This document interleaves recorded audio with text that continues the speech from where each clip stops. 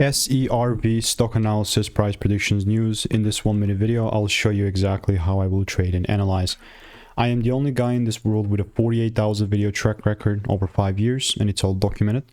And because I have the data, I've seen what's making money and what's not. SERV Robotics, I mean, it's poor income statements. Like this is quarterly, right?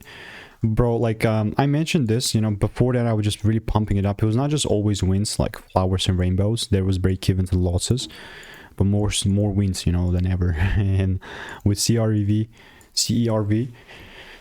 it's only if I see that double break here where I would really look to buy. Let me just do it like that. And yeah, I mean, unless I see that shift, there's just really no way that I'm buying.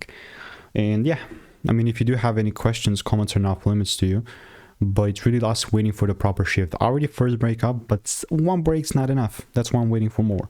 If you want to get that free sauce, click the first link below. See you in the next one.